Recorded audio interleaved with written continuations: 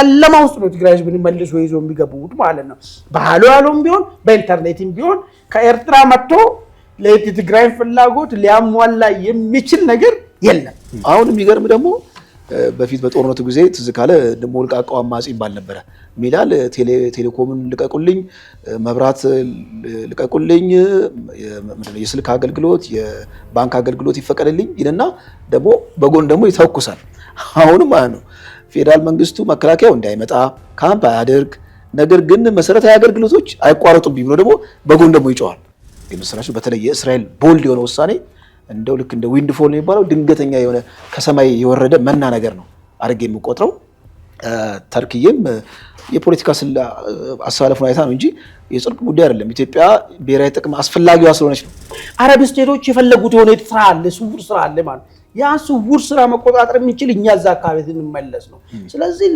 ለኛ ብቻ ብሎ ሳይሆን ለራሳቸው ስሉ ገፍቶ ጠግኖ ቀባብሎ እዛ ቦታ እንድንደርስ የየራሳቸው ሚና ጫውታቸው የማይቀር ጉዳይ ነው ማለት ነው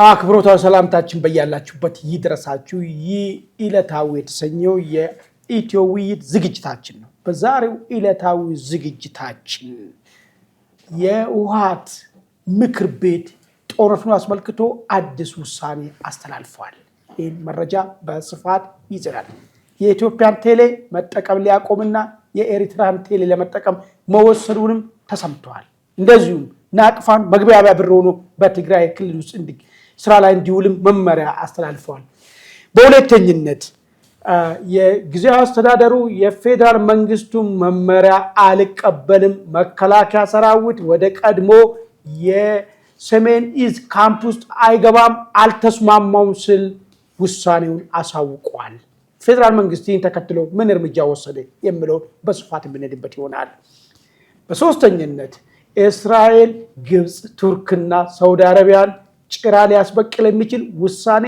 አስተላለፈች ኢትዮጵያ በዚህ ውስጥ ምን ጥቅም ታገኛለች የት ቅርቃር ውስጥ ትገባለች የሚለው በስፋት ምን ይሆናል ውድ አድማጭ ተመልካቾቻችን ለሚቀጥለው 30 ደቂቃ እኔና ባልደረባይ ደረጀ ይመር ከናንተ ጋር እንቆያለን እናንተም ውይይት ለሌሎች ተደራሽ እንዲሆን ላይክ ሼር ሰብስክራይብ ያደርጋችሁ ከኛ ጋር እንድትቆዩ ጠይቃችኋለሁ ደሬ እንኳን ደህና መጣ እንኳን ደህና ቆየማ እንግዲህ መግቢያ ላይ ለመግለጽ እንደሞከርኩ የሰሜን ኢትዮጵያ ትግራይ አካባቢ ያለው ነገር መልኩን ከጊዜ ወደ ጊዜ እየለዋወጠ ትላንትና አይ ቲንክ ብሉምበርግ የሚባል የውጭ ሚዲያ አንድ መረጃ ወጥቶ ነበር መከላከያ ሰራዊት ከባህር ዳር አካባቢ ነቅሎ ጦሩን ወደ ትግራይ ድንበርና ኤርትራ ድንበር እያስጠጋ መሆኑን ገልጾ እንደዚሁም ደግሞ የኤርትራ ሰራዊት የኢትዮጵያን ድንበር ጥሶ መሃል ትግራይ ድረስ ዘልቆ መግባቱን ገልጾ ዘገባ ሰርቶ ነበር ይበልጥ እንዳለ እንግዲህ ትላንትና ጉባኤ መለስተኛ ጉባኤና ከታችኛው አመራሩ ጋራ ከወረዳ ጀምሮ እስከ ዞን ድረስ ያሉ አመራሮችን የሰበሰበው ዋድ አደገኛ ውሳኔዎችን ወስኖ ተለያይቷል እንግዲህ በዚህ ላይ ከተወሰኑ ውሳኔዎች ውስጥ ግዛዊ አስተዳደር የሚባል ነገር እንዲፈርስ በምክር ቤት እንድትመራ ክልሉ አመለው ምንድነው በየዋት ምክር ቤት ግዛዊ አስተዳደር ፌደራል መንግስቱ ያቋቋመ ነገር ስለሆነ ከፌደራል መንግስቱ ጋራ ለአንዴና ለመጨረሻ 80ችን በጥሰን የፌደራል መንግስቱ አሻራ ያለበትን ነገር ሁሉ አጥፍተን ትግራይ ሉዓላዊ አገር መሆኑ ሉዓላዊ ክልል መሆኑ አረጋግጠን ወደሚቀጥለው ምዕራፋችን ለመሄድ ስንል ግዛዊ አስተዳደር ይፍረስ የሚል ውሳኔ አስተላልፏል በሁለተኛነት ደረጃ ያስቀመጡት ውስጥ ከዛ ውስጥ አንዳንዶቹ ላይ በደንብ እናወራ መረጃውን ለአድማጭ ተመልካቾች ልግለጽና ውሃት ጦርነቱን እንዲመራ አሁን የሚደረገውን ጦርነት ውሃት በዋነኝነት መሪ ሆኖ እንዲወጣ የቲዲኤፍ ምናምን የሚለው ነገር ሳይሆን ውሃት በግንባር ቀደም ጦርነቱን እንዲመራ መመሪያዎች የተላለፉበት ነው በጣም የሚገርመውና አደገኛ አገር ክደት የተፈጸመበት ደግሞ መግቢያቢያ ብር በትግራይ ክልል ውስጥ እና አቅፋዊ መግባቢያ ብር አድርጎ እንዲጠቀሙ መመሪያ አስተላልፏል እንደዚሁም ለወደፊቱ የራሳችን ባንክ የምናቋቋምበት ሁኔታ እናመቻቻለን የሚልና ትግራይ አገር ሆነች እንደ ሊያስብል የሚችል ጥያቄ ሊያስጭር የሚችል ሐሳብ ውሳኔዎችም ተላልፈውበታል እንደዚሁም የኤርትራ ቴሌን ለመጠቀም መወሰናቸው እንግዲህ እንደ ምክንያት ካስቀመጡት ነገር ምንድነው? ይሄ በሰነድ የቀረበ ነገር ነው። ባይዘው ይሄ ሰነድ ደግሞ የጸደቀ ጉዳይ ላይ ነው። ምንድነው? ባለፈ የተጠቃንበት ልክ የኢትዮጵያ ቴሌ ሲቋረጥ ኢንፍራስትራክቸሩን ሲያቋርጦ ጨለማ ውስጥ ገባን፣ ከዓለም ተለየን። ስለዚህ ያለን አማራጭ የኤርትራን ቴሌ መጠቀም፣ በተቻለ መጠን ደግሞ ቪሳት የሚባለውን ከዓለም ላይ የማንንም አገር እነዚህ እስራኤሎች የሚያከራዩትን እሱን በስፋት ወደ ትግራይ ውስጥ አስገብተን እሱን አማራጮችን መጠቀም የሚል ነገር ነው። ለህዝቡ አይደለም፣ እነሱ ለድርጅታዊና ለጦርነቱ እንቅስቃሴው እንዲረዳቸው ማለት ነው። ሌላ ከፋኖ ሸኔና ኤርትራ ሰራዊት ጋራ አገር ቤት ውስጥ ከፋኖ ከሸኔ ጋራ እንደዚሁም 8 ብሔር ድርጅቶች ጋራ አብረው እንደሚሰሩና ስጋት አይግባችሁ በጣም ተደራጅተናል፣ 8 ኢትዮጵያ ውስጥ ያሉት ኃይሎች ሁሉ ከኛ ጋራ ሊሰሩ ወስነዋል የሚል ነገር በይፋ ተናገሩት። ሌላ ሻዕቢያን በተመለከተና ፋኖን በተመለከተ ሰራዊታቸው ማዘዣ ጣቢያቸው አመራሮቹም ትግራይ ክልል እንደሚገቡ በተለያየ ጊዜ ከትግራይ ተነስቶ ፈለጉትን ነገር እንደሚያደርጉ ትግራይን እንደ ነፃ ቀጠና ተጠቅሞ እንደሚንቀሳቀሱ በይፋ ለዚህ ጉባኤተኛ የወሰኑበትና የገለጹበት ሂደት ያለው። በመጨረሻም በጦርነት የተሰቃየውን የድሃውን ገበሬ የትግራይ ድሃ ገበሬ እያንዳንዱ በነፍስ ወከፍ 25 ኪሎ በሶ ለጦርነቱ እንዲያዘጋጅ ታዟል። የከተማ ነዋሪ በርበሬ፣ ሽሮ፣ ተልባ፣ ማር እንዲያዘጋጅ መመሪያ ወርዶበታል ማለት ነው። የወታደራዊ ዝግጅቱ እስከ የካቲት 15 ማለት እስከ ነገ ድረስ እንዲጠናቀቅ፣ ከየካቲት 16 ጀምሮ ማንኛውም በዚህ ሂደት ውስጥ ያልገባ በአፈሳ ወደ ወታደራዊ ስልጠና እንዲገባ መመሪያ ተሰጥቷል። ይሄን እንግዲህ አፈሳ ተከትሎ ነው ብዙዎቹ በቻሉ ባልቻሉ ብር ያላቸው በፕሌን ወረፋው የደረሳቸው ያልደረሳቸው ደግሞ በድንበር እያቆራረጡ ድንበር ላይ የተጣለውን ክላ እያመለጡ እየገቡ ያሉት ወደ አዲስ አበባና ወደ አማራ ክልል እየፈሰሱ ነው ያለው። በሚገርም ሁኔታ ውሃ ዳግም ጦርነት ወሰነ። አሁን ጦርነት ለየት የሚያደርገው ብቻውን አይደለም። የኢትዮጵያ ሉዓላዊነት ጥያቄ ውስጥ ገብቶ በአንዳነት ተግባሩን ፈጽሞ ከሻዕቢያ ጋራ ግልጽ በሆነ ሁኔታ ጦርነት እንግዲህ ኢትዮጵያ ላይ አዟል። እንዳውስ ከዚህ ነጥቦች ውስጥ ከተነሱ ነጥቦች ውስጥ 1-2 ነጥቦች እናንሳና በሱ ላይ በደንብ በስፋት እንሄድበት። አንደኛው መግባቢያ ብር ናቅፋ እንዲሆን መወሰኑ ምንድነው ኢምፕሊኬሽኑ? ምናልባት ትግርኛ የሚባል ነገር አለ። ኤርትራናይዜሽን ኦፍ ትግራይ ኤርትራናይዜሽን ኦፍ ትግራይ ነው። በሌላ አነጋገር ትግርኛ ተናጋሪ አገር የሚሉት ነገር ማለት ውህደት እየሞከሩ ነው ወይ? አንዱ ፖይንት እሱ ከሆነ በመካከላቸው ያለ ለጊዜያዊ ብሎ ያመጡት ነገርና ተቃርኖ አለ፣ የማይታረቅ ተቃርኖ። አንድ ከስነ ልቦና ጀምሮ፣ ሁለተኛ ነገር ደግሞ ባለፉት ጦርነቶች የታሪክ ቅራኔ እሱ መሰረታዊ የሳይድ ልቦና ታሪክ ቅራኔ የሚቀመጠው ግን ከዛ በኋላ በ90ዎቹ የተፈጠረው ተቃርኖ ቅሬታ አለ። ከዛ በኋላ ሻዕቢያን ከዓለም አስገልሎ ዛሬ አገር አልባ ኤርትራኖች አገር አልባ እንዲሆኑ ትልቁን ግብአት የተጫወቱ የህወሓት ሰዎች ናቸው ከዓለም እንዲገለል ያደረጉት። በዚህ ምክንያት የኤርትራ ቤተሰብ እስከመበተን ድረስና ትውልድ ኤርትራን የሽማግሌዎች አገር እንዲሆን ያደረገ ፋርች ኮስኮሱ ከህወሓት የሚመጣ ነገር ነው። ይሄንን ተቃርኖ እንዴት ሊያክሙ ይችላሉ? አንድ ሁለተኛ ባለፈ ጦርነት ፌደራል መንግስትና ህወሓት መካከል በተደረገ ጦርነት ይሄ ነው የማይባለው ጭፍጨፋን፣ ሬፕን በጣም ሰቅጣጭ በቃ ከዓለም ላይ አሉ ከተባሉ ወንጀሎችን ሁሉ የጦር ወንጀሎችን በትግራውያን ላይ የፈጸሙ ሻዕቢያዎች እንደሆኑ በተለያየ መንገድ እየተገለጸ ነው ያሉት።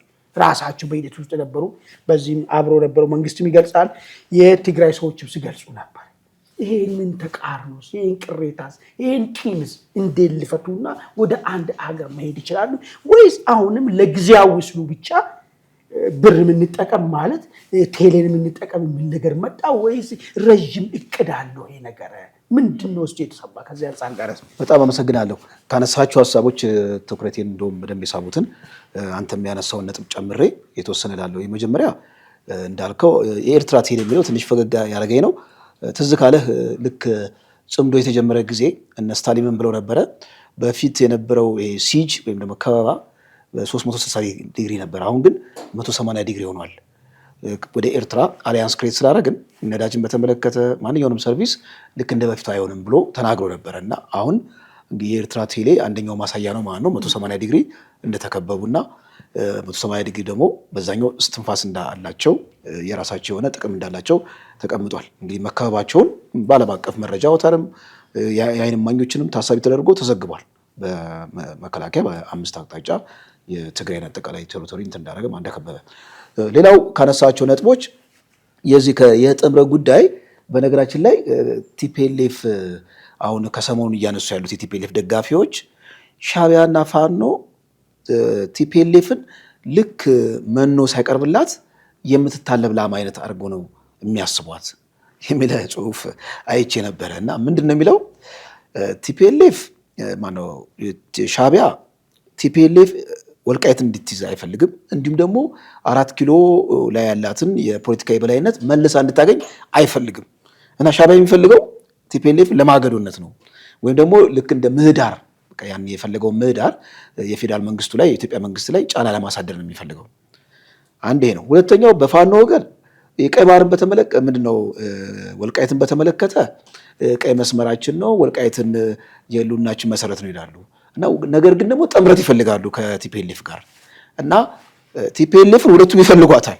ነገር ግን ቲፒኤልኤፍ ደግሞ መያዝ ያለባት ለዚህ ለትግራይ ህዝብ የምትሸጠው የፖለቲካ አጀንዳ የወልቃይት ጉዳይ ነው። የወልቃይትን ጉዳይ ሁለቱም ግልጽ አቋም የላቸውም። ይሄ በሌለበት ሁኔታ እርሷን ጭዳ ለማድረግ ይሞክራሉ። ወይም ደግሞ እንግዲህ ቲፒኤልኤፍን ልክ እንደ ጁኒየር ፓርትነር እያዩት ነው የሚል ነገር ይመስላል በተዘዋዋሪ። ኤኒዌይስ የእነሱ እይታ። አንተ ከነሳው ሀሳብ ግን በጣም የሚገርመው እውነት ለመናገር ይሄ አጀንዳ በሙሉ አስመራ ላይ ተጽፎ የመጣ ነው ይመስለው። የትግራይ ብሔረተኝነት በቲፒኤልኤፍ በወያኔ የተፈጠረው የትግራይ ብሔረተኝነት ኖሮ መጨረሻ ላይ ሞተ። የአስክሬን ሳጥኑ የመጨረሻ ሚስማር ተመታ አለንል ነው። የናቅፋን እንግዲህ ትግራይ ላይ ካወጅክ የኤርትራ ቴሌ ግባ ካልክ በቃ ኤርትራናይዝድ የመሆን በሳይኮሎጂ ደረጃ ነበር።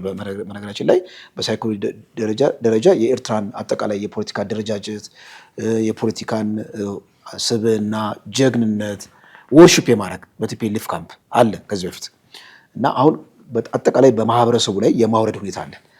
ነገር ግን እኔ አሁን አንደኛው ትልቁ ስጋቴ ወይም ደግሞ ቲፒኤልኤፍ ረገድ በቲፒኤልኤፍ ካምፕ ያለው የፖለቲካ ሁነት እውናዊ እንዳልሆነ አንደኛው ማሳያው ምንድን ነው? አሁን ቲፒኤልኤፍ አጀንዳ ተቀባይ ነው፣ አጀንዳ ሰጪ አይደለም። አጀንዳ ተቀባዩ ከተመታ ይሄ አጀንዳ ተቀባዩ የትም አይሄድም ነው። አንድ እኮ ስጋት አለ። አሁን የፌዴራል መንግስቱ ምናልባት አሁን ያለውን ኦፕሬሽን ሰክሰስፉሊ አቺቭ ካረገ የነጌታቸው ረዳ አሁን እየከዱ የመጡት ጀነራሎች ራሳቸውን አደራጅተው አዲስ የፖለቲካ ኃይል ሆነው ወደ ትግራይ ይገባሉ የሚል ነገር ነው። እሱ ፍራቻ አለ። አሁን የቲፒኤልኤፍ ኃይል ለትግራይ የሚሸጠው የፖለቲካ አጀንዳ ምንድን ነው? ናቅፋን ነው? የኤርትራ ቴሌን ነው? ወልቃይትን በተመለከተ እንግዲህ ሰምተናል። ወልቃይትን በተመለከተ ብቻውን መያዝ አይችልም። እንደውም አሁን የወጣው መረጃ ምንድነው? በ3 አቅጣጫ ወልቃይትን ለመክበብ የትግራይ ኃይል ወደ ወልቃይት እንደተጠጋ፣ በኦማጀራ አካባቢ ያለውም የኤርትራ ኃይል እንደተጠጋ፣ ወልቃይት አካባቢ ያለው ቴንሽን ከወትሮ በጣም ለየት ያለ እንደሆነ ነው።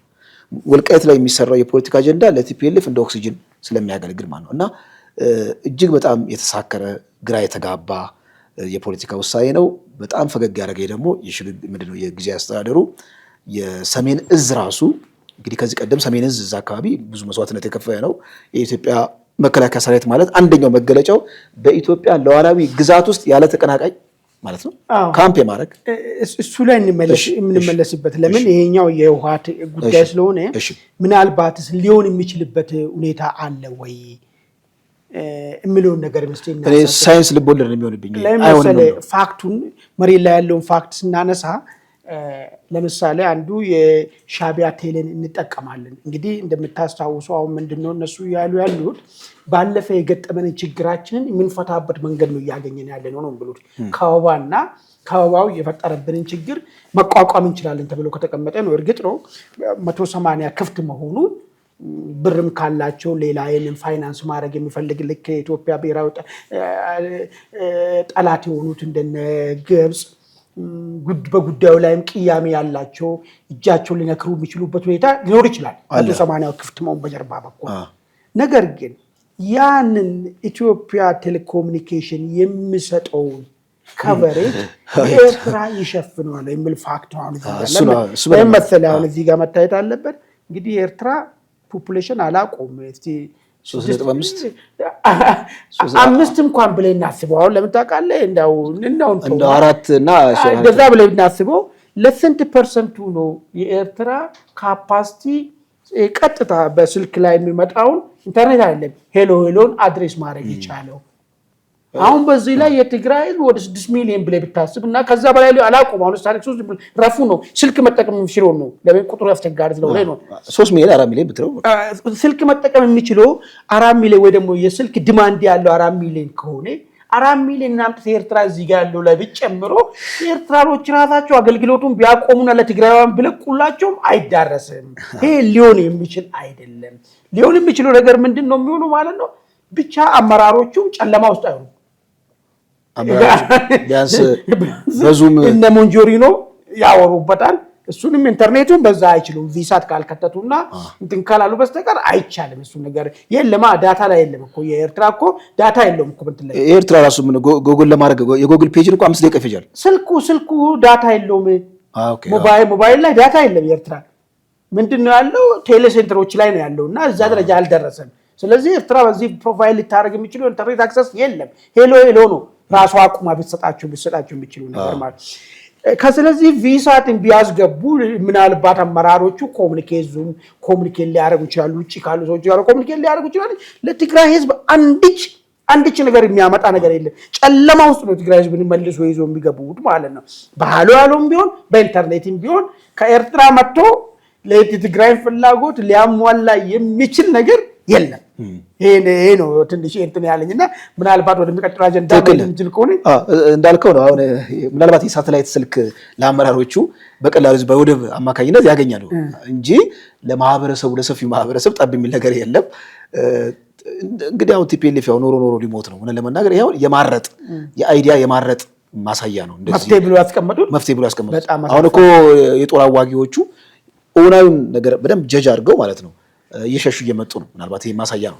እሱ የጦር አመራሮች ራሳቸው ማለት እንግዲህ ውድ አድማጭ ተመልካቾቻችን እናንተ መስቴ ቲፒኤልኤፍ እንደ መፍትሄ ብሎ ጦርነቱን ለመጀመር ያስቀመጣቸው የዘረዘራቸው ችግሮቻችን በዚህ ልናልፍ እንችላለን።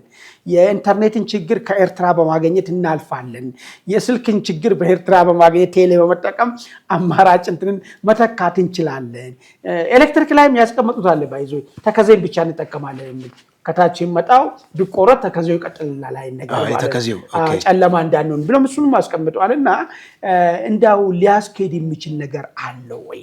የትግራይ ህዝብን መልሶ ጨለማ ውስጥ ከመክተት ሊያድን የሚችል ነገር አለ ወይ? እንዳው ይሄ ቀረበ ሐሳብ ምናልባት ገዢ ሐሳብ ነው ወይስ የማረጥ ምልክት ነው የሚለው ጉዳይ ላይ እስቲ እያንዳንዳችሁ የታያችሁን ሐሳብ ስጡን እያል ወደሚቀጥለው አጀንዳ እንሻገር።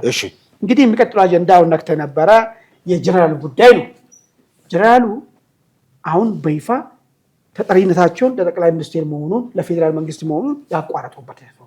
አክቹአሊ እኔ ጀነራሉን ዛሬ አይደለም ከዚህ በፊት 8 ነጥብ ፈርሞ በአደባባይ ለመካካድን በማይመች መንገድ ማለት ነው ፈርሞ ነው ሄዱት። እነዚህ እንሰራለን ብሎ ከሄዱ በኋላ አንዳቸውም ነጥቦች ከዛ ውስጥ ተሰሩ ነገሮች የለም።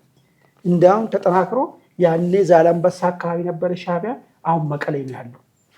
ያኔ ዛላምበሳ አካባቢ ነበር ናቅፋ፣ አሁን መቀሌ ላይ ሻይ ቤት ገበያዩበታል። ይሄን እንዲያቆሙ መልክ እንዲያስይዙ ከተሰጣቸው ስራዎች ውስጥ አንዱ ነበር ይሄ ነገር። አገራዊ ምክክር ሁኔታ እንዲያመቻቹ ተብሎ ነበር። የለም አገራዊ ምክክር ጭራሽ አሁን የትግራይ አዲስ አበባ ላይ ለማድረግ እንደዛ አይነት ነገር ሊያደርጉ እየሄዱ ነው ያሉት። ሌላ ሰሞኑን ደግሞ ተሰጣቸው መመሪያ ነበር እስከ 25 ድረስ ምርጫ ጣቢያዎችን ለመራጮችና ቁሳቁስ ማስቀመጫ አዘጋጅተህ ሪፖርት ላክ ሲባል ተኮሱ። ራሳቸው ተኮሱ። ጋዜጠኞች ተኮሱ ነው ያሉት። አሁን ደግሞ መጥቶ ትግራይ ክልል ምንድነው ተስማሙ ፕሪቶሪያ ላይ መከላከያ ብቸኛ የአገሪቷ ሰራዊት ይሆናል የሚል ነገር ተስማሙ። ዳር ድንበር መከላከያ ይጠብቃል ነው የሚለው። በዚህ ሂደት ጊዜያዊ አስተዳደር ሆኖ የተቋቋመ አካል መከላከያ የፈለገው ካምፕ ውስጥ የፈለገ ክልል ውስጥ ገብቶ ካምፕ መመስረት ይችላል፣ መቀመጥ ይችላል። ይሄን እንቅስቃሴ ሊያደርግን አልተስማማውም በዚህ የሚል ነገር ነው ያመጡት። እንዳው ስሜን ለማጥፋት ተስማምታል የተባልኩ ነው። ይሄንማ እንዴት ተስማማለሁ ነው የሚል ነገር መጡ። እንዳው ጀነራል ታደሰ ጊዜያዊ አስተዳደር ናቸው ወይስ የጦርነቱ የምክር ቤት አስተዳደር ናቸው? ምን ብለን እንጥላቸው? ይሄስ ምንድን ነው የሚያመላክተው? በፌዴራል መንግስት አልቀበልም መከላከያ ወደ ካምፕ እዛ ባለው ካምፕስ እንዲሰማራ በኔ ክልል ውስጥ አላደርግም ማለቱ ራሱ ምንድን ነው ያለው ሜሴጅ?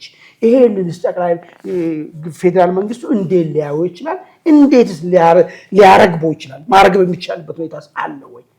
ኮምፕሮማይዝ ማድረግ የሚቻልበት ሁኔታስ አለ ወይ? በጣም የሚገርም ነው እንዴ! በፕሪቶሪያ ስምምነት እኮ የሚነጠቀው የኢትዮጵያ ሉዓላዊነት እኮ አይኖርም እኮ። ኢትዮጵያ ማለት ፕሪቶሪያ ስምምነት ማለት በኢትዮጵያ ሉዓላዊነት ጥላ ስር ነው ሁሉም ነገር ሀፕን የሚያደርገው። የኢትዮጵያ ሉዓላዊነት አንደኛው መገለጫው ደግሞ መከላከያው ባሰኘው ቀጠና ውስጥ ካምፕ አድርጎ የሀገሪቱን አጠቃላይ ሁኔታ ማለት ነው የማስጠበቅ ኃላፊነትና ስልጣን አለው። ሰሜን እዝ ትግራይ ውስጥ ካምፕ ለማድረግ የፕሪቶሪያ ስምምነትን ሪፈር ማድረግ አያስፈልግም። የሚቀዳው ከኢትዮጵያ ሉዓላዊነት ነው። ያ ሉዓላዊነት ለጥያቄ ምልክት ውስጥ እኮ ወድቆ አይደለም እኮ ወደ ፕሪቶሪያ ስምምነት የምትሄደው እና በኢትዮጵያ ሉዓላዊነት ሰማይ ስር ነው ኤቭሪቲንግ ሀፕን የሚያደርገው ማለት ነው። እና እኔ በጣም ይገርምኛል እንዴት አድርገው ራሳቸውን እንደሚስሉ እንዴት እንደ ትግራይ ሉዓላዊ ግዛት ብለው መጀመሪያ ለማመዱን ዲፋክቶ ስቴት አሉ። ከዛ በኋላ አትድረሱብን አሉ። እንደውም የኤርትራ የሻዕቢያ እንደ አንድ ክፍለ ሀገር አክት እያደረገች ነው። አሁን ሻዕቢያ የሚያስተዳድራት አንድ ክፍለ ሀገር ግዛት ልክ ማነው አሜሪካና ዴንማርክ የሚጣሉባት ደሴት ግሪንላንድ እንደ ግሪንላንድ እየቆጠሯት ነው እኮ ኤርትራኖች ሻዕቢያ ግሪንላንድ የሌለች። ምክንያቱም እንዳለ በሙሉ ኮንትሮል ማድረግ ከቻለና ቲፒኤልኤፍ ደግሞ የሻዕቢያ አፎ ነው ከፌዴራል መንግስቱ ጋር የሚሟገት ከሆነ በጣም የሚገርም ነው። አሁን የሚገርም ደግሞ በፊት በጦርነቱ ጊዜ ትዝ ካለ ሞልቃቃው አማጺ ይባል ነበረ። ሚላል ቴሌኮምን ልቀቁልኝ፣ መብራት ልቀቁልኝ፣ የስልክ አገልግሎት የባንክ አገልግሎት ይፈቀድልኝ ይልና ደግሞ በጎን ደግሞ ይተኩሳል። አሁንም ማለት ነው ፌዴራል መንግስቱ መከላከያው እንዳይመጣ ካምፕ አያደርግ፣ ነገር ግን መሰረታዊ አገልግሎቶች አይቋረጡብኝ ብሎ ደግሞ በጎን ደግሞ ይጮሃል። ይህ የፖለቲካ ብልጠት ነው፣ የፖለቲካ አላዋቂነት ነው። አጠቃላይ ካለው ነባራዊ ሁኔታ ጋር መጣላት ነው የሚለው ነገር በደንብ መታየት አለበት ነው። ዞሮ ዞሮ ግን የጌታቸው ረዳና የጀነራል ታደሰ ቁርቋሶ ከዚህ በፊት በሚነሳበት ጊዜ እንግዲህ ደጋግሞ ያነሱ ነበረ። ጌታቸው ረዳ የማስፈጸም ችግር ነበረበት፣ ጀነራሉ በጣም ይቸገር ነበር እዛ ያለው ብለዋል። እንግዲህ አናቅም፣ ያው ፖለቲከኞች ስለሆኑ እርስ በርስ ለታይም ጠብቀው እርስ በርስ እየተጠቃቁም ሊሆን ይችላል። ግን ጀነራል ታደሰ አንደኛ የፖለቲካ የትራክ ሪከርዳቸውን ያፈጻጸም ትራክ ሪከርዳቸውን ራሳቸው መስክረውባቸዋል። ጌታቸው ረዳ አሁንም ደግሞ ቲፒኤልኤፍ እንደ ልቡ የሚጫወትባቸው ምንም አቅም የላቸው እንደው ካለ ልክ ከዚህ ቀደም ትግራይ ብልጽግና መቀሌ ሲያዝ መጨረሻ ላይ እንደው እዛ አካባቢ ለቀው የመጡት ልክ እንደ ዶክተር አብርሃም በላይ ጀነራል ታደሰ ለቀው ይመጣሉ ወይስ እዛው ተቀላቅለው ሚናቸውን በቃ ኦልሬዲ ምንድነው ቆባቸውን ቀይረው ዩኒፎርማቸውን ቀይረው ታቆሰ እየተናገሩት እኮ ያለው ከዶክተር ደብረጽዮን የተለየ እኮ አይደለም። መከላከያ ሊገባ አልፈቀድኩም አልፈቅድም እኮ ነው ያለው። ስለዚህ ሸሽተው አይመጡም። የለም እንጂ አካል ናቸው እንጂ እሳቸው ኩታቸውን ቀይረው ያውልቁና ፋቲካቸውን ለብሰው ከዛ ወደ ጦርነቱ ይሄዳሉ ማለት ነው። አሁን እኔ እንዳው ይሄ እንዳይሆን ይሄን ማለዘብ የሚቻልበት በመንግስት በኩል አለ ወይ? አንድ ናሬቲቭ አይቻሉ። የሚገርም ነገር በቲፒኤልኤፍ ወዳጆች እና በሚዲያዎቻቸው አማካኝነት በአማርኛ የምትላለፉ ሚዲያዎቻቸው አማካኝነት ልክ ቅብ እየፈጠሩ ለምን ጊዜያዊ አስተዳደር እንደዚህ ያለ ለምን ወደ ጦርነት ለመግባት ወሰነ ለሚለው ነገር እንትን እያበጁለት ነው። ትርክት እየፈጠሩ ነው። ምንድነው መድኃኒት ተከልክሏል በትግራይ ሰው የሌላ ቅብ እየፈጠሩለት ከዛ በኋላ ጀስቲፊኬሽን ጦርነቱ ለመከፈቱ ቀድሞ የተፈጸመው ነገር ለማለት ነው። ነዳጅ ተከልክሏል። መድኃኒት ጫሬ መድኃኒት በመከላከያ እንዲወርድ ተደርጓል። ደሞዝ ተከልክሏል። ይሄን ሆን ተብሎ ኦርኬስትሬት ተደርጎ ማለት ነው ትርክት ነው እየተፈጠረ ያለው ለጦርነቱ ጀስቲፊኬሽን ነው። ፍትሃዊ ለጦርነቱ ለማለት ማለት መንገድ ጠራጊዎች በጠረጉበት መብላት የማይችሉበት ሁኔታ ተፈጥሯል። ብር የላቸው። መምህራን ደሞዝ ተከልክሏል። ህዝብ እየፈለሰ ነው። ለዚህ አይደል ህዝቡ ለመፍለሱ ምክንያት ደግሞ የሚያደርገው ምንድነው? መድኃኒት ስለተከለከለ መድኃኒት ለመግዛቱ መጣው እንጂ ጦርነቱ ሸሽቶ አይደለም ሸሽቶ አይደለም። ምንም ነገር ሆን ተብሎ በተቀነባበረ መንገድ ትርክት እየተፈጠረለት ነው ያለው። የተመናበብ ነገሮች አሉ ማለት ነገ ልክ ጦርነቱ ሲጀምር ምን ይውላል ማለት ነው። ምን ያርግ የትግራይ ህዝብ ነዳጅ ተከልክሎ መድኃኒት ተከልክሎ ደሞዝ ተከልክሎ የራሱ ጣፋንታ እንትን ለመወሰን ተገደደ ልሉም ማለት ነው። የሚገርም ነገር ይሄንን እንግዲህ በጣም አስቂ አፈሳም ጀምሯል። ቲፒኤልኤፍ በደንብ አፈሳም ጀምሯል። ኦልሬዲ በዚህ መመሪያ መሰረት እኮ በ16 እስካሁን በ16 ሁሉም እንዲገባ ነው ያልገባ በ16 በአፈሳ ይገባል ነው ተባለ። 16 ማለት ነገ ማለት እኮ ነው። አፈሳ በይፋ 16 እንደሚጀምር ነገር ነው ተነገረው ነገር ማለት ነው። እንግዲህ ምን ሊመጣ እንደሚችልና የጊዜያዊ አስተዳደሩ አቋም ለትግራይያን ምን ይዞ ይመጣል፣ ለኢትዮጵያስ ምን ይዞ ይመጣል፣ ጦሩን አትግባ ማለት ይችላሉ ወይስ አይችሉም ብለው ጉዳይ ላይ እያንዳንዳችሁ ተከታታዮቻችን የራሳችሁን ሐሳብ ስጡን። የኢትዮጵያ መከላከያ ሰራዊት ትግራይ አትግባ ከተባለ ምን ማድረግ ነው የሚጠበቅበት ከመከላከያ ሰራዊቱ? ኦኬ እንደ ሌላ ሀገር ትቶ ወደ ኋላ መመለስ ነው ወይስ ግዛቱ ነውና ገብቶ ህግና ስርዓትን ማስከበር ነው ያለበት? እያንዳንዳችሁ የራሳችሁን ሐሳብ ስጡን። በዚሁ አጋጣሚ ውይይትንም ሰብስክራይብ አድርጉ። ወደ መጨረሻ አጀንዳ እንግባ። የመጨረሻው አጀንዳ የእስራኤል ጉዳይ ነው። እስራኤል አባዩል በጣም አሁን እንዴት እንደያዩት እንደው ታውቃለህ። ልክ በልጅነት ማለት ነው ጠላትን እርር ለማድረግ የምትጫወተው ጨዋታ አለ እንደዛ አይነት ነገር። አሁን ሰሞኑ የተርኪው ፕሬዝዳንት ጣይብ ኤርዶጋን እዚህ መጥቶ የሶማሌላንድ እውቅና ተሳሳተ ነው፣ የሶማሊያ ሉዓላዊነት መከበር አለበት ምናምን አሉና ያው ከራሱ ኢንተረስት አንፃር የሆነ ነገር ተናግረው ሄዱ። አሁን እስራኤል ፕሬዝዳንቷን ልትልክ ነው፣ ጠቅላይ ሚኒስትሩ አይደለም ፕሬዝዳንቷን ልትልክ ነው። ከመላኳ በፊት ግን አዲስ ውሳኔ ወሰነች። እስራኤል ውስጥ ለውስጥ የጀመረችውን ነገር በጣም ባጠራክራ እየሄደች ነው። ሶማሌላንድ ጉዳይ ምንድነው የውሳኔ? ለመጀመሪያ ጊዜ የሶማሌላንድ ባንዲራና የእስራኤል ባንዲራ አንድ ላይ የሚውለበለቡበት ኤምባሲ ሊከፍት ነው።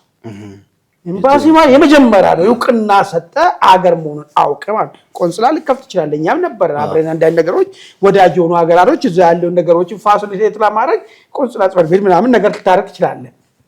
አሁን ኤምባሲ ሊከፍት ኤምባሲ መክፈቷ እስራኤል ጉዳዩን እስከ ጫፍ ድረስ እየሄደችበትና የነ ግብፅ የነ ቱርክ የነ ተርኪዬ የነ ሳውዲ አረቢያ የነ ሶማሊያ ጨዋታ አላስቆማትም ማለት ነው። ቀጥላለች። ባንዲራዬን አውለበልባለሁ አውቃታለሁ። ሶማሌላንድ ባንዲራውን ይገም ታውለበልባለች እንደ አገር እውቅና ሰጥቷታል የሚል ነገር መጣ። እንግዲያውስ እኛ አሁን ወደኛ ጉዳይ ስንመነዝር ወይ ነገር ጣይብ ኤርዶጋን አንድ ነገር አነሱ። እንዳው የሶማሌላንድ እውቅና የሚባል እስራኤል ያደረገችው እሱ አግባብ አይደለም። አንድ የሶማሌ ሉዓላዊ ግዛት አንድነት መከበር አለበት። በዚህ ምክንያት የሆነ ነገር መፈጠሩ አግባብ አይደለም። ይሄን እናወግዛለን ምናምን ነገር አስቀምጡ። ነገር ግን የኢትዮጵያን የቀይ ባህር ጉዳይን በተመለከተ ያሉት ነገር የለም። እስራኤል አሁን የሚመጡ ፕሬዝዳንት የቀይ ባህርን በተመለከተ ምንድነው ይዞልን የሚመጡት? ሶማሌላንድ በተመለከተ ምንድነው ምን ቅርቃር ውስጥ ሊከቱን ይችላሉ? ወይስ ቅርቃር ውስጥ ሳንገባ ከቱርክም ከእስራኤል ጋር እኩል መጫወት የምንችልበት እድሎች አሉ ወይ?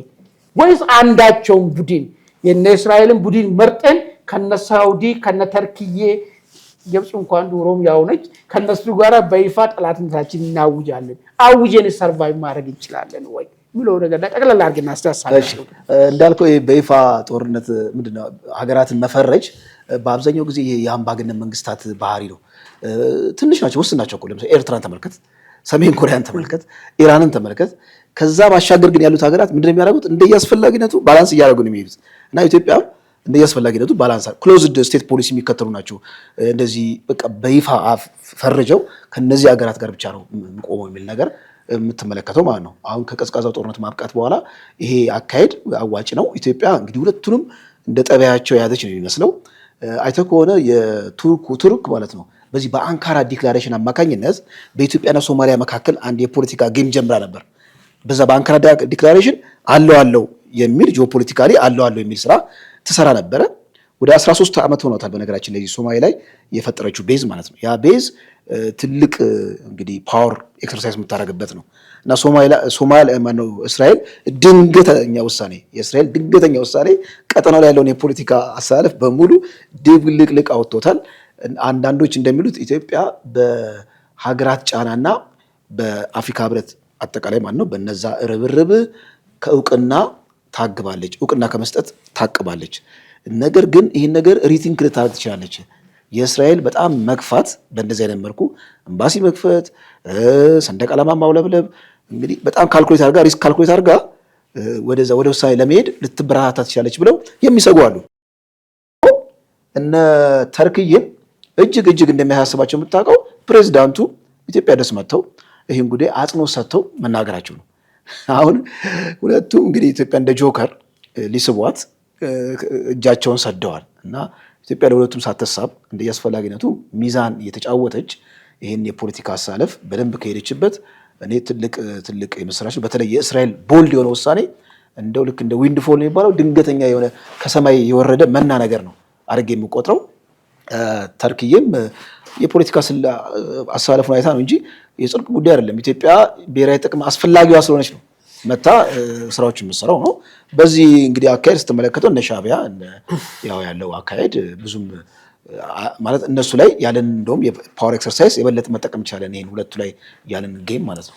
አዎ እንግዲህ አንድ መታየት ያለበት ነገር ምንድነው እነ ሻዕቢያ ሰከንደሪዎች ናቸው። ሰከንደሪ ናቸው። ራይቫልነታቸው ራሱ በዚህ ሂደት ውስጥ አስፈላጊነታቸው ራሱ በጣም ዝቅተኛ ነው የሚሆነው። አሁን ዋናው ነገር ተርኪዬ እዚህ አካባቢ ላይ ከኢትዮጵያ ጋር ቅሬታ ውስጥ ገብቶ ያለውን ቤዝ ሰኪውር አድርጎ መቀጠል ይችላል ወይ ሶማሊያ ውስጥ የሚለውን ነገርም መታሰብ አለበት። ስለዚህ በእነሱ በኩልም የሀሳብን ኮምፕሮማይዝ ማድረግ ግዴታ አለ ማለት ነው።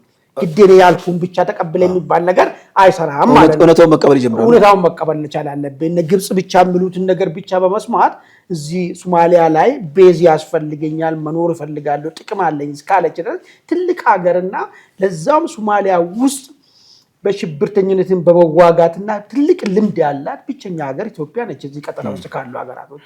ስለዚህ ሀገር ጋር ተጋይተ እዚህ ሶማሊያ ውስጥ ያለኝ ብሔራዊ ጥቅሜን አስከብራለሁ ማለት ጥሩ የሚሆን ነገር አቀኛለ ሊሳካ የሚችልበት ድሉ በጣም ጠባብ ነው የሚሆነው ጉዳዩ ብሔራዊ ጥቅም ጉዳይ ከሆነ። ስለዚህ እኔ አሁን እንደሚታየኝ ነገር ምንድነው ኢትዮጵያ የግድ ከእስራኤል ጋራም ያለን ቴክኒካሊ በሆነ መንገድ ለምን ከእስራኤል ጋር ያለን ግንኙነታችን በጣም ጠቃሚ የሚሆነው ቀይ ባህር ላይ ያለን ቀጠና እንቅስቃሴ እስራኤል ለራሱ ስትል የኢትዮጵያን ቀይ ባህር ቀጠና ላይ የምታደርገውን ሚናና እዛ አካባቢ ቤዝ መኖሯ እግሯ መርገጥን ለራሷ ስትል ትወዳለች። ለምንድን ነው ብቸኛ ነን አረብ ስቴት የሆነች ቀይ ባህር አካባቢ መኖሩ ለእስራኤልና ለአሜሪካ ለምዕራባውያን ሁሉ እፎይታ ነው። ዋቺንግ ዶግ እኮ ነው የሚገርም ነገር እዚህ ቦታ ላይ ከተቀመጡ ማለት ነው። ነገሮችን እያንዳንዱ አረቦች አሁን በአሻጥር ሆን ተብሎ ኤርትራ እኮ መገንጠሉ እኮ ያስፈለገበት ሀገር እንድትሆን አይደለም ኢትዮጵያ ከቀይ ባህር እንድትገፋ ስለተፈለገ ነው። ለምን የሚለው ነገር የራሳቸውን አረብ ስቴቶች የፈለጉት የሆነ ስራ አለ፣ ስውር ስራ አለ ማለት ያ ስውር ስራ መቆጣጠር የሚችል እኛ እዛ አካባቢ እንመለስ ነው። ስለዚህ ለእኛ ብቻ ብሎ ሳይሆን ለራሳቸው ስሉ ገፍቶ ጠግኖ ቀባብሎ እዛ ቦታ እንድንደርስ የየራሳቸው ሚና ጫውታቸው የማይቀር ጉዳይ ነው ማለት ነው። ይሄ ከሆነ ከእስራኤል ጋር ያለን ነገር ሶማሌላንድ ያለው ነገር ደግሞ ለዘባር ግን ከጎረቤት ጋርም በማንጋጭበት ሁኔታ ነገር ግን ቤዝ ማግኘት የምንችልበት ሁኔታ መሄድ ነው ማለት ነው። ያው ለሶስቱም ጋር ተመሳሳይ ጫውታ መጫወት የምንችልና አስፈላጊነታችንን ለነሱም የምንሰጠውን አገልግሎት እነሱም ከኛ የሚያገኙትን አገልግሎት መሀከል ባደረገው መንገድ ጥቅማችን አስከብረን መሄድ እንችላለን። እኔ በዚህ ውስጥ ትልቁ ካርታ የሚበላው አሮጌው ሻዕቢያ ነው የሚገርም ነገር ማለት ነው። ምንም አይን ነገር እሱ አሁን ከዚህ በኋላ እነ ግብጽ የምንፈልጉት እዚህ ታች ያለው ሶማሌላንድ ላይ ያለ አካባቢ ላይ ያለን ስታንዳችን ነው የሚገርም ነገር የሚወስኑ ነገር ማለት እነ ተርኪዬ እንጂ ወደ ላይ ከኤርትራ ጋር የሚኖረን ነገር ማንንም ብዙ ከቁም የሚገተው ሰው የለም። አግሎታል እኮ ኤርትራን አግሎታል እኮ ግብጽ፣ ሳውዲ አረቢያና ሶማሊያ አዲስ አሊያንስ ፈጥረዋል እዛ አካባቢ እና ግብጽ ነበረች በፊት ማነው ኤርትራ ነበረች አግሏታል። ያ ስለዚህ እኔ እንዳው የተወሰነ ፐርሰንት የጉዳዩ እኔ እንደሚታየኝ ከሆነ ሁለት ባህር በርና ሁለት ወታደራዊ ቤዝ የምናገኝበት እድሎች እየተፈጠሩ ያሉ ነገር ይመስላል። የዚህኛው ትልቅ ጥቅም አለው። ሶማሊላንድን በነገራችን ልክ እንደ ጅቡቲ የምትቆጠርበት ጊዜ በጣም ቅርብ ነው። ልክ እንደ ጅቡቲ ማለት ነው። እንደዛ ነው። አሁን ቀጥላ ማለት ነው አሜሪካ ትመጣለች። ከዛ በኋላ እስራኤል አለች፣ ሌሎች ሀገራትም ይመጣሉ። እዛ ውስጥ ኢትዮጵያ ለመግባቷ በጣም የዋህነት ነው። እንግዲህ አይ ቲንክ በዚህ እንዝጋት። በዚህ እንቋጫለን። እንግዲህ ውድ አድማጭ ተመልካቾቻችን እንዳው እናንተም የእስራኤል ውሳኔ ለኢትዮጵያ ምን ይዞ ይመጣል ወይ ደግሞ ምን አደጋ ያመጣል እኛ በእኛ በኩል በተለያየ መንገድ ሁለት ባርበር የምናገኝበት እድሎች ይፈጠራሉ የሚል ነገር ነው። ከዚህ በተቃራኒ ደግሞ ያለው ሌላ ስጋትና ኢትዮጵያን ቅርቃር ውስጥ የሚከት ነገር ካለ እናንተ ደግሞ ሀሳባችሁን እንድትሰጡን እየጠየቅን የዛሬውን የኢትዮ ውይይት ዕለታዊ ዝግጅታችን እዚህ ላይ እናጠቃላለን። በሌላ ጊዜ እስክንገናኝ ድረስ መልካም ቆይታ